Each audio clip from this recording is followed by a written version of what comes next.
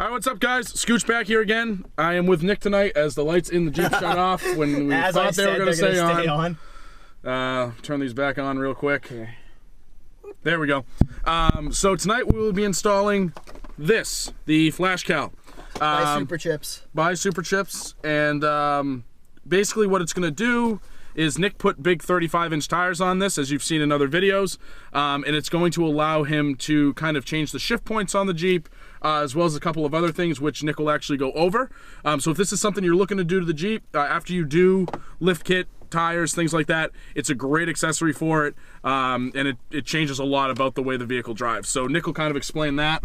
Yeah, real quick, let me tell you why you want to get either a Flashcal. They have the Taser Mini. There's one that was like half the price of the Flashcal, but the only singular thing it did was change the tire size in the CPU for the speedometer and odometer. With the Flashcal, or especially the Taser, you're spending a little bit more money. This was about $250 for the Flashcal. The Taser's up in like the $320 range. But obviously you get what you pay for. You know, I'm gonna get a lot more features with this than the $100 version. And if you get the Taser because you're a hardcore off-roader and you want all those features, then you're gonna get a lot more features than what's in here. So basically what this does is it's a calibration tool. It's not a tuner.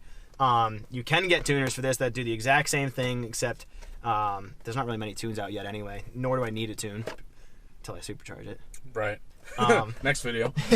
I wish. So basically it comes in this box and you get the actual Flashcal in here. It's pretty nice quality, to be honest. You know, like the buttons have that rubbery feel to them, and it's a pretty big screen on there. Pretty solid plastic. Has a nice thick cord to the OBD2 thick cord to the nice OBD2 port. And the other step that you need to take is, so the reason that this big black panel is on my leg is because this is your panel underneath your dash. So this goes right here underneath your steering wheel.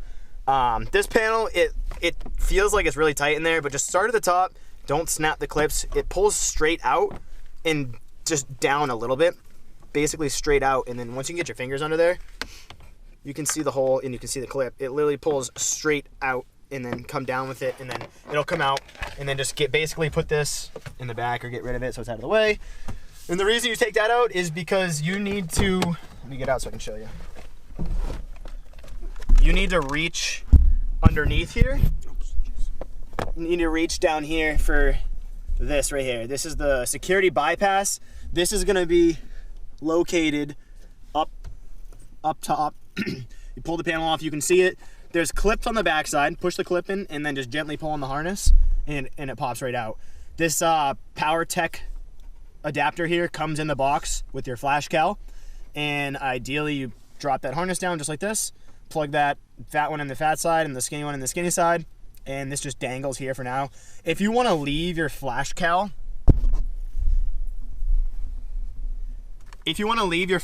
in, because you can track data, you can put it on your computer, and if you just want to track different functions of the truck, you have to leave that in. You know, just tuck it up there, tuck the wires away, plug this in, run the wire up, you know, leave it nice and tight.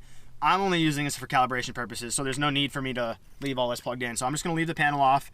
We're going to show you probably in real time how long this takes to power up and stuff. I did try to update it earlier at my house with my laptop, followed all the instructions and stuff, and then the app closed out. It said it's supposed to close out when it's done updating, but I think it already came fully updated for right now. I don't think there's any updates for it. That's why it was so quick. But as of right now, we're going to plug it in the OBD2 port and fire up the truck, and we'll see what happens. We'll do it in real time for you so you guys can see what's going on here. So I got my security bypass all plugged in. She's just the dangling right there. And I believe this plugs in wide side on top. So I plugged it in. Let me get back in because it's cold out here, New England. It says Superchips, follow us. Gives their phone number and whatnot. As you can see, like that's, I don't know actually if you can see it. That's kind of tough, but it's there. It's a super good display on here. So I'll just pull it up here. There's plenty of cord. I could like run this underneath the dash and like stick this right here if I want. That's what like I would the do little tuner. ideally. But it's not like it's like a tuner for like your STI or anything like that, you know. So there's no point in really displaying there's no point in like showing it off and displaying it. It's not like a Cobb access port. So it's like, oh yeah, here's my calibration tool. It's in my windshield. So basically, it says options and tire size calibration. Oh, it's already on. I thought you were supposed to turn the Jeep to run. I guess we can just try it. Huh? So let's go to options because that's what we want. Oh, see, there we go. Turn ignition on. Do not start engine. So right here on your button, you're not going to push the brake. You're going to go to run. So that's 2 pushes. Oh. Careful. Get that music out of there. I don't want to get enough of that. Press OK when completed. As you see, look at this. My tire pressure light's coming on already because it says my tire pressure's out. So that needs to be changed. I also have a sensor that's not working. I have an appointment in the morning to fix that. Do not start engine. Turn ignition on. Press OK and complete. Okay. Has a nice beep feedback, you know, when it's working. Because flashing a car is scary. So, loading your vehicle application. Please wait. So it looks like it's marrying it to the vehicle right now. It's going to load all the data. Establishing communications with the vehicle.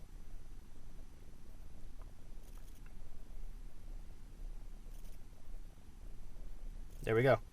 So we have running options, vehicle settings, service options, add and remove mod. So let's try running options. Let's see what's in here. You got engine idle, line lock, rock crawl lock, auto park disable, and exit. So I don't want to mess with any of those, nor do I need to right now. We're just going to exit out of there. You know, if you're running like a winch or onboard air or anything for like deflating and reinflating your tires, you know, you might want to turn that engine idle up to like maybe 1,000 RPM, 11 or 1,200. Depending on how big your compressor is and stuff, and that way it helps, you know, pump it up faster. It's how those usually work. Let's go vehicle settings here. Tire size, so we need that. I'll read through them real quick. Tire size, gear ratio, transfer case low, TPMS warning, TPMS on or off. So if you get new tires without TPMS sensors in them, you can just shut it off entirely. Daytime running, that's to change the daytime running lights. DRL location, DRL dropout, fog light dropout, halo lights, one touch lane change. So that's when I touch my blinker and it blinks 3 times without pushing it all the way in. My truck already has that, but you can turn it on or off. Seatbelt reminder. You can turn that off in here, I guess, as well. Mine's already deactivated for off-road purposes. Mine's already deactivated with like a code of buckling and unbuckling. It literally, it's like a cheat code. You can look up videos for that and find it. Travel link weather warning. I don't have the travel link in here, so that doesn't matter. Standard LED light. That's how you can swap between whether you want to run LEDs or standards. I actually am running LEDs in all of the truck aftermarket, so I might change that and see how it works out. I don't have any problems with my LEDs because I did get like the anti-canvas bulbs and everything like that, and the proper modules. And the auto start stop. This right here is huge, guys. So I don't have a problem. There's a button right here. You can turn off the auto start stop with the A off, and you have to push it every time you get in the truck, and it won't do the auto off and on. I don't mind it. You know, like if I'm at a gas station, if I'm at a red light and it shuts off, you know, you're saving gas. So just leave it. Let it save your gas, and then it starts back up. There's a reason it runs with 2 batteries, and there's a reason it has an extra large powerful starter, so that stuff doesn't burn out. And people, for some reason, are anti-auto start stop. They hate it. I hate it. I don't mind it because eventually you feel the sensitivity of the pedal of where it cuts out. You know, it's like to stop your car at a red light and not roll, you don't have to put your pedal more than halfway in usually. You just kind of chill with it there. But when you get past that halfway point in mine is when it cuts out. So I just know that I just don't have to push it that far if I don't want the auto start stop to go. I'll be honest, sometimes it is annoying. I'm used to it now. I like it. But for those of you that don't like it, and I know there's a lot of people that hate it, people in the forums crap on it all the time, you can deactivate it with this tuner. So, sorry, calibration tool. Yes. Let's go back to the top. Let's change tire size because my speedometer is 6 miles per hour slow, and I can tell my shift points are a little bit off. It'll help a lot. So tire size stock is 30 in here. I have 35s. I believe they measure out to 34.75. So that's cool that it gives you the ability to do by 0.25 increments. So as you guys know, if you go with like 37s, usually they measure out to be just below 37, usually like 36.5 or 36.75. So mine are 35s, but they measure out to be 34.75, as far as I could eyeball it at least. So we'll do that. We'll hit save. Adjusting speedo. Oh, something just happened. Turn ignition off. Press OK when complete. Off. Okay.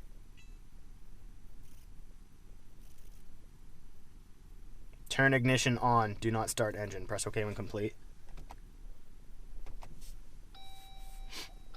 Let it power up before I hit OK.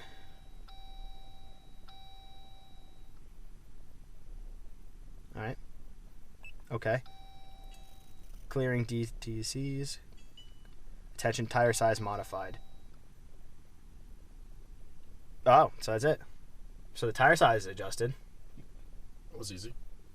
That seemed pretty easy. She keeps beeping on me. It scares me that the engine lights lit up, but that's just because the car's not running. Alright, so you can go to gear ratio. I have stock, so I'm not going to mess with that. But like, if you update your gearing because you want to run 40s, like obviously you can't be running 40s on 373 gears. I have 373 gears in here. 35s have been running fine with it. The shift points need to be updated, but besides that, like they're running great. There's no need for me to re-gear. It's like $2,000 to re-gear minimum, and I don't need to do that. I don't plan on going bigger than 35s right now. So, but for those of you who want to go bigger than 35s, 37s, you might need to re-gear. 40s, you definitely have to re-gear. You can adjust your gear ratio with this once it's all done. Left arrow to exit. Transfer case low. Don't need any of that. TPMS warning threshold. This is something I need to change. This option adjusts the TPMS low pressure setting. So coming from the factory, you know, they're running like 38 PSI. It's probably around 34 or 35 PSI. It's going to start to go off. I think it's like plus or minus 4 or so. I'm running way lower tire pressure because I have 35s. My tire pressure is running around 31 is what my tire's like. And the tire pressure monitoring light is constantly on every time I turn the truck on. So I can adjust the threshold with this. So it's going to say, this option adjusts the TPMS low pressure setting. Press OK to continue. Tire pressure below the TPMS low pressure setting sets the TPMS warning lamp. Do not drive with over or under inflated tires. Thanks. Appreciate that, Flashcal. So stock is set to 36. So I'm going to drop mine down. What should I, if I run it at 30, 32, should I drop it to 29? So yeah, because it's gonna get cold and it's yeah, gonna fluctuate cold. What 3 or 4? Yeah, I'd run it at 29. How low can you go? 22 is the lowest. Yeah.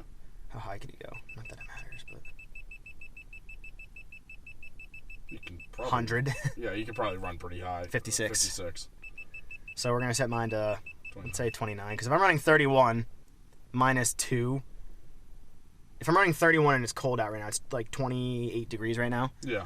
So if I'm running 32, it's only going to go up when it gets warmer. Yeah. And then I'll drop back down. So we'll do 29 on mine. 29 PSI. Okay to save. Programming the TPMS. It's updated. That's it. I didn't even have to restart it like I did with the tire size. So that's all set.